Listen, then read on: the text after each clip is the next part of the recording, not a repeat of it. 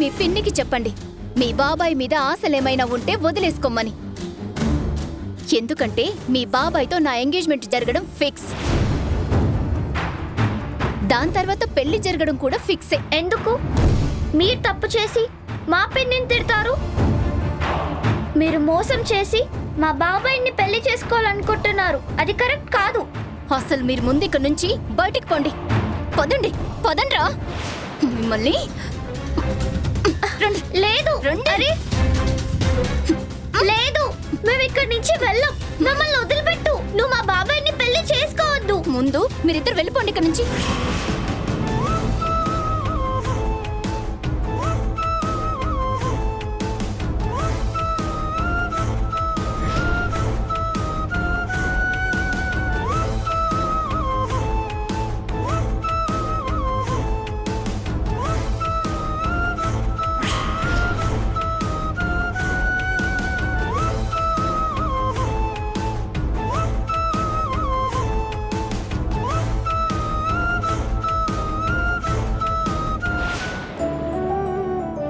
గౌతమ్ గారు, ఈ రోజుతోటి మీకు నాకు ఉన్న బంధం పూర్తిగా తెగిపోయింది.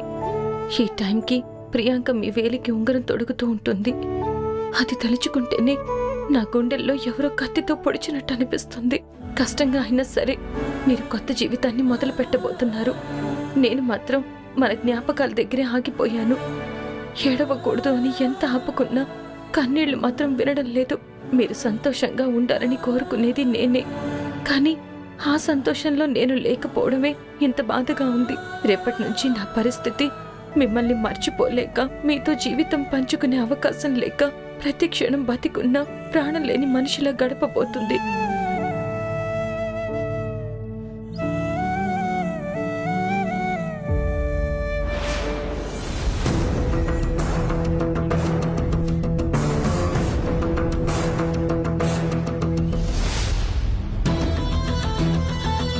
ఏమండి, పిల్లలు ఏమన్నా కనిపించారా?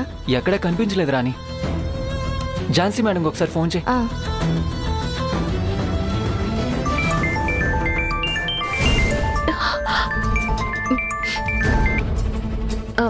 హలో రాణి.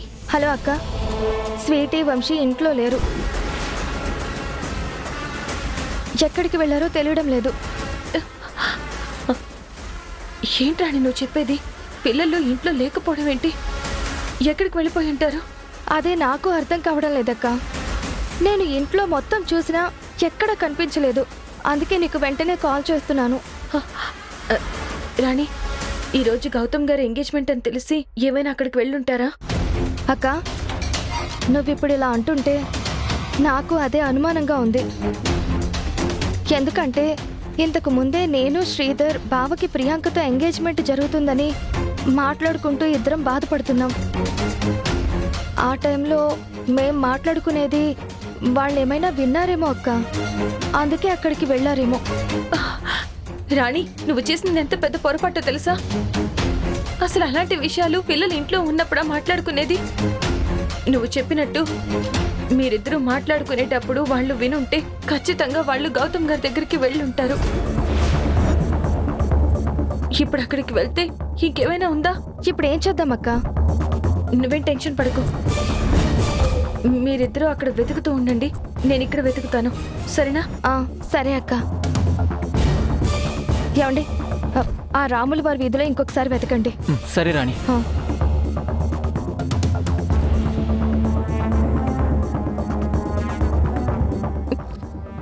నిజంగానే స్వీటీ వంశీ అక్కడికి వెళ్ళుంటారా, లేదా ఇంకెక్కడికైనా వెళ్ళారా?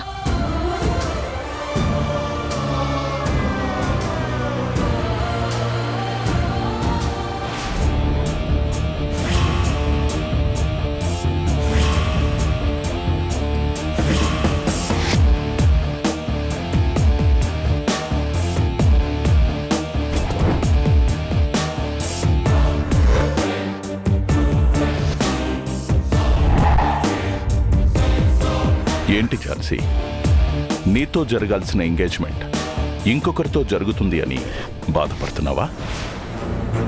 దీనికే నువ్వు ఇంత బాధపడితే ఎలా? అలా అయితే ఆ ఎంగేజ్మెంట్లో ఏం ప్లాన్ చేశామో తెలిస్తే చచ్చిపోతావేమో. ఏం ప్లాన్ చేసావో చెప్పు. చెప్పకపోతే ఏం చేస్తావు? మర్యాదగా అడుగుతున్నాను, ఏం ప్లాన్ చేసావు? అబ్బో, నువ్వలా అంటుంటే నాకు చాలా భయమేస్తుంది.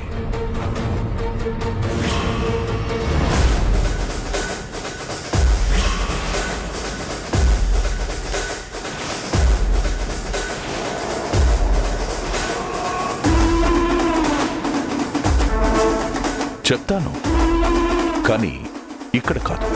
నువ్వు పడే నరకాన్ని నేను కూడా చూసి ఎంజాయ్ చేయాలి కదా. అలా చెయ్యాలి అంటే ఇది కరెక్ట్ ప్లేస్ కాదు. అందుకే నా ప్లేస్కి వెళ్దాం. పద.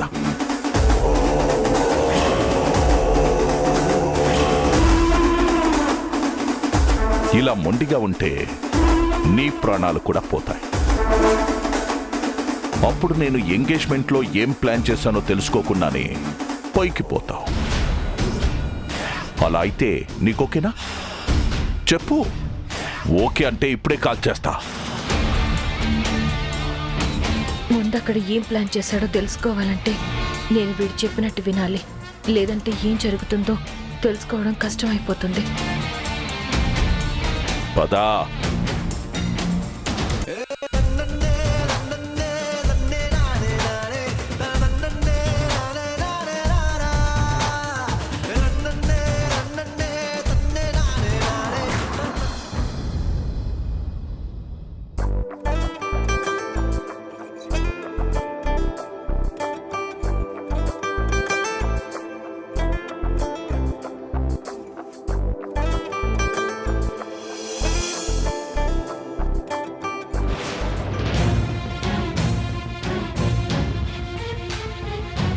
గౌతమ్ సార్, ఈ క్షణం నా డ్రీమ్. ఈ రోజు కోసం నేను ఎప్పటి నుంచి వెయిట్ చేస్తున్నానో తెలుసా?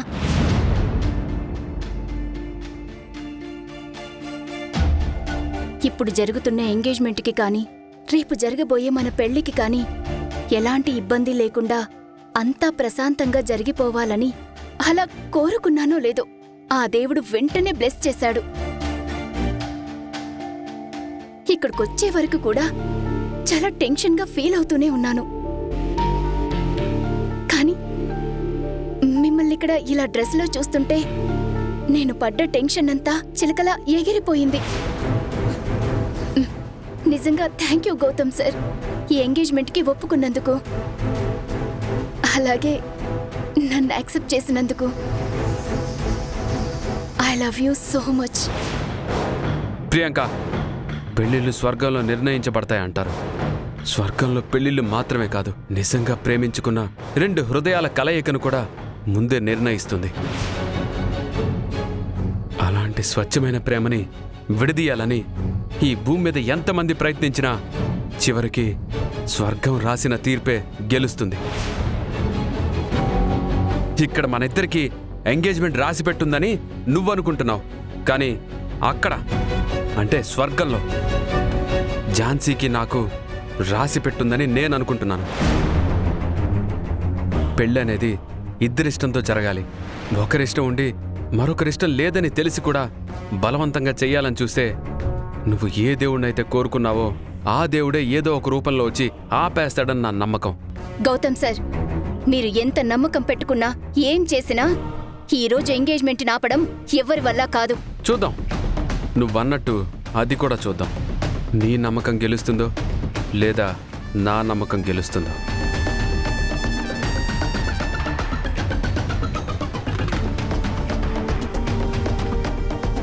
ఇదేంటి, నేనంత ఆనందంతో వస్తే ఇలా మాట్లాడుతున్నారు?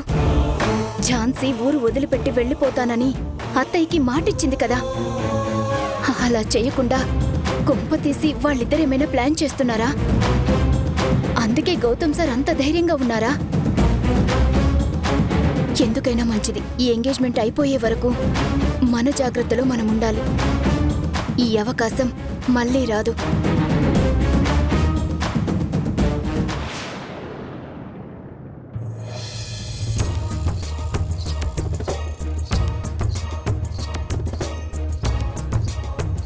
చెప్పు, నీ ప్లేస్కి వస్తే చెప్తానన్నావు కదా. ఎంగేజ్మెంట్లో ఏం ప్లాన్ చేసావో చెప్పు. చెప్తా. కంగారెందుకు? అయినా విషయమేంటో తెలియక ముందే ఎంత కంగారు పడిపోతుందో, ఇంకా తెలిసాక నీ పరిస్థితి ఎలా ఉంటుందో తలుచుకుంటుంటేనే. రేయ్, డోర్స్ అన్ని క్లోజ్ చేయండి. ఎందుకంటే ఝాన్సీకి ఒక బ్యాడ్ న్యూస్ చెప్పాలి. ఆ న్యూస్ విన్న తర్వాత తను పడే టెన్షన్, బాధ, భయం ఇలా ఒకటి కాదు, అన్ని రియాక్షన్స్ నేను దగ్గరుండి చూడాలి. వెళ్ళండి, వెళ్ళి డోర్స్ క్లోజ్ చేయండి. అలాగే సార్.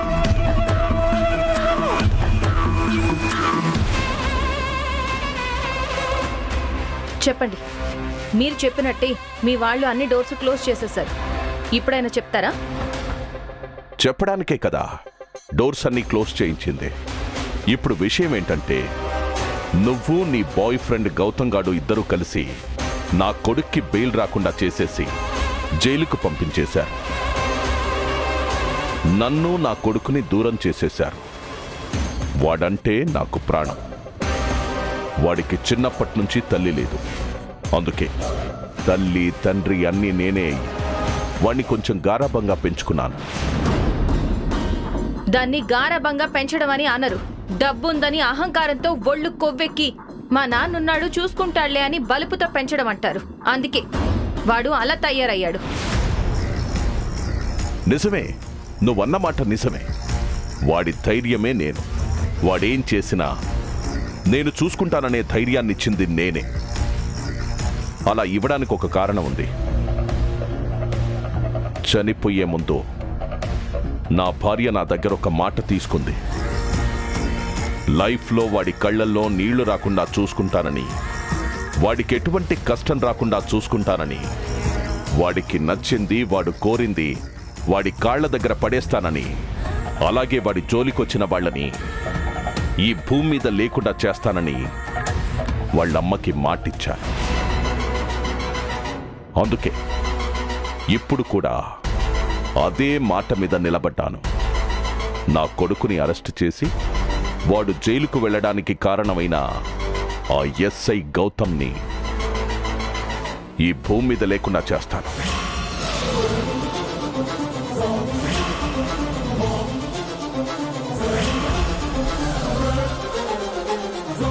ఈరోజు అందరూ అనుకుంటున్నట్టు ఆ గౌతమ్ గాడి ఎంగేజ్మెంట్ రోజు కాదు, వాడి చావు రోజు.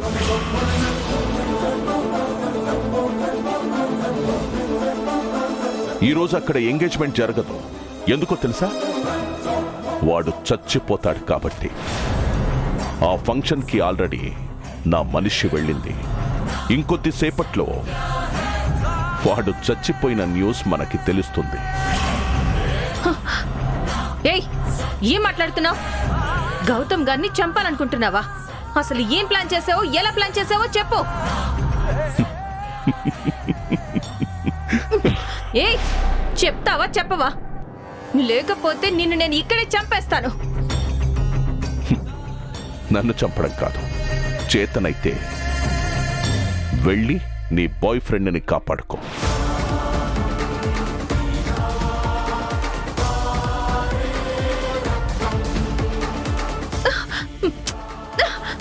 డోర్ తీయండి.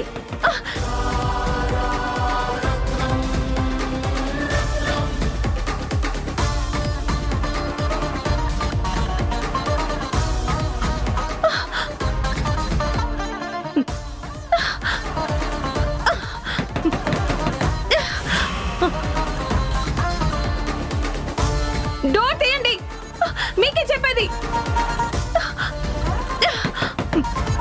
నీలో ఈ టెన్షన్, ఈ బాధ, ఈ భయం చూడాలని నిన్నెక్కడి వరకు తీసుకొచ్చింది.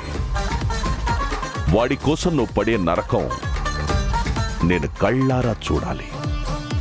ఓపెన్ చెయ్యి. నీ ఓపికన్నంతసేపు ఆ డోర్స్ని కొడుతూనే ఉండు. అప్పుడైనా ఓపెన్ అవుతాయేమో చూద్దాం.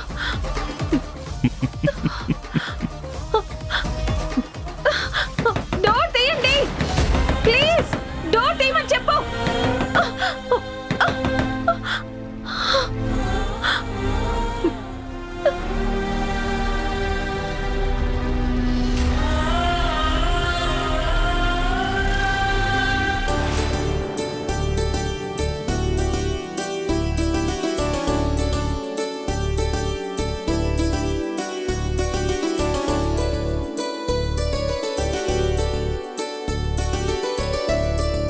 పద్మ, అందరితో కలిసి నువ్వు కూడా సరదాగా ముచ్చట్లు పెడితే ఎలా? ఈ రోజు మనకి చాలా పనులున్నాయి కదా, తలా ఒక చెయ్యేస్తేనే అన్ని పనులు త్వరగా ముగుస్తాయి. ఆ? అక్క ఎందుకు టెన్షన్ పడతావు? అవన్నీ చేయడానికి పని వాళ్ళు ఉన్నారు కదా. వాళ్ళు ఎన్ని చేసినా మనకుంటాయి. నువ్వు నాతో రా, కొంచెం పనుంది. సరే పద. కమలా, ఆ, ఎక్కడికి వెళ్తున్నారు? స్వీట్స్ ఫ్రూట్స్ అవన్నీ తీసుకురావడానికి మావయ్య. అవన్నీ తర్వాత. ముందు నువ్వు పద్మ వెళ్ళి గౌతమ్ ప్రియాంక రెడీ అయ్యారో లేదో చూడండి. గెస్టులందరూ వెయిట్ చేస్తున్నారు. సరే మావయ్య, పద. పదక్క. దేవిక గారు, ఒకసారి ఇటు రండి.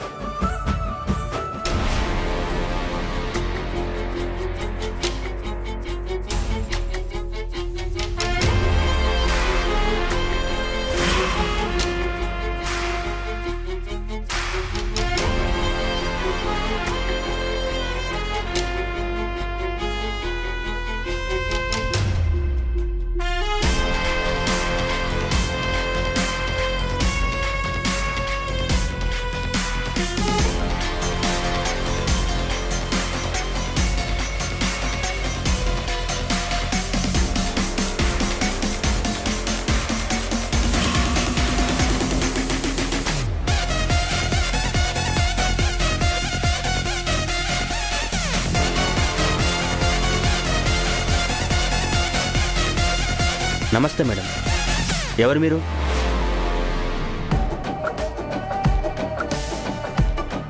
నాతో కలిసి వస్తుంటే అడుగుతావేంటి?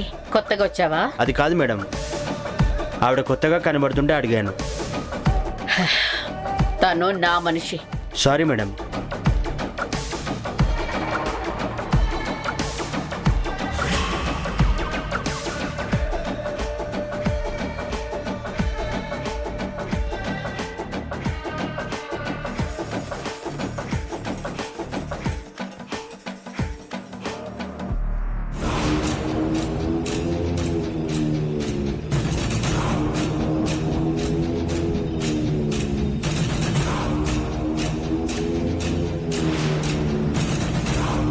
ఏంటి ఏదో కొత్తగా వస్తున్నట్టు అలా చూస్తూ నిలబడిపోయావు? ఈ ఇంటిని చూడగానే మీ అన్నయ్య చేసిన నిర్వాకం గుర్తుకొస్తుంది. ప్రసాద్, ఆ నిర్వాకాన్ని ఇక్కడికొచ్చే ముందు గుర్తు చేసుకోవాలి. వచ్చాక గుర్తు చేసుకొని ఏంటి ఉపయోగం? అంత ఇబ్బందిగా ఉంటే వెళ్ళిపో ప్రసాద్. చాలా రోజుల తర్వాత వచ్చాను కదా, అందుకే సడన్గా గుర్తొచ్చింది. అయినా ఈ ఎంగేజ్మెంట్కి మీ నాన్న మీ అన్న మొహం చూసి ఎవరు వస్తున్నారు? నీకోసం వస్తున్నాను. సరే పద.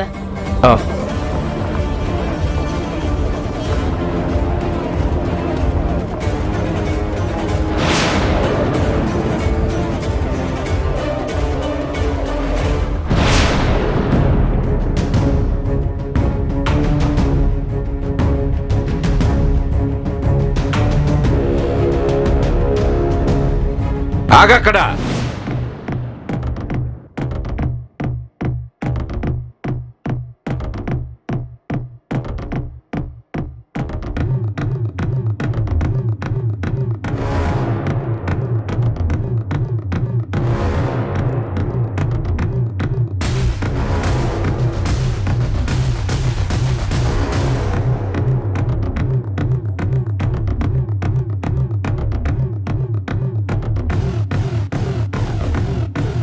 ఎందుకు వచ్చావు ఇక్కడికి? అసలు నిన్ను ఎవరు పిలిచారు?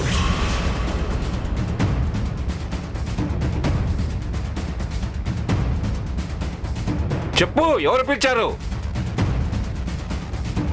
కమలా, నువ్వు పిలిచావా?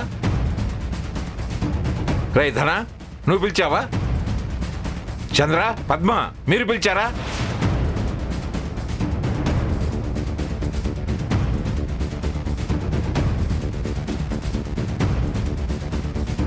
అసలు ఎవరు పిలిచారని ఇంట్లోకి వస్తున్నావు? నిన్ను పిలిచింది ఎవరో నాకు తెలియాలి. తాతయ్య,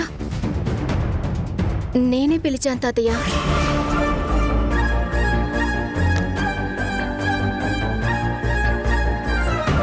నువ్వు పిలిచావా? నువ్వెందుకు తనని పిలిచావు? అయినా పిలిచే ముందు ఒకసారి మమ్మల్ని అడగాలా లేదా? అలా నీ ఇష్టానికి పిలిస్తే సరిపోతుందా? అయినా తను పిలిస్తే మాత్రం నువ్వెలా వచ్చావు? నువ్వు చేసింది తనకు తెలియకపోవచ్చు, కానీ మేమంతా ఎలా మర్చిపోతాం? గౌతమ్కి వ్యతిరేకంగా కేసు వాదించడం, ఆస్తి కోసం కోర్టు నుంచి నోటీసులు పంపించడం ఇవన్నీ మేము ఎలా మర్చిపోతాం? తను పిలిస్తే మాత్రం ఇన్ని ఘోరాలు చేసిన నువ్వు ఏ మొహం పెట్టుకొని వచ్చావు?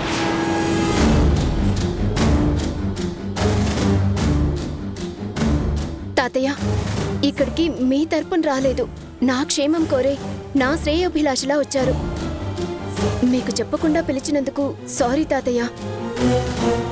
కానీ మేడం నా కోసం ఎంతో చేశారు. దయచేసి లోపలికి రానివ్వండి తాతయ్య. తను నీ తరఫున వచ్చిందా? చాలా సంతోషం. ప్రియాంక, ఏంటిది? ఎంగేజ్మెంట్ కి పిలిచి నన్ను అవమానానికి గురి చేయాలనుకున్నావా? అందుకే పిలిచావా? మేడం మేడం, ఒక్క నిమిషం మేడం. తాతయ్య తాతయ్య, ప్లీజ్ తాతయ్య, ఈ ఒక్కసారికి నా కోసం ప్లీజ్ తాతయ్య, ప్లీజ్ తాతయ్య, లోపలికి రానివ్వండి తాతయ్య.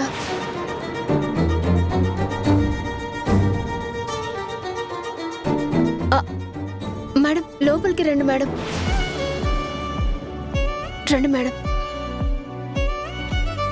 మృణాల్ని, మామయ్య గారు అలా అన్నారని నువ్వేం బాధపడకు. ఆయన కోపంలో అలా అన్నారే కానీ నువ్వంటే చాలా ఇష్టం. అంత ఇష్టం ఉంటే అన్ని మాటలు అనడం ఎందుకు వదినా? అబ్బా, మీకు ఇప్పుడేం మాట్లాడాలో తెలీదు. సైలెంట్గా ఉండండి. మృణాలిని, అక్క చెప్పినట్టు నువ్వేమీ పట్టించుకోకు. చాలా రోజుల తర్వాత మీరు ఇంటికి వచ్చారు. మిమ్మల్ని చూడడం చాలా సంతోషంగా ఉంది. లోపలికి వెళ్దాం పదా. అత్తయ్య, తనెవరు?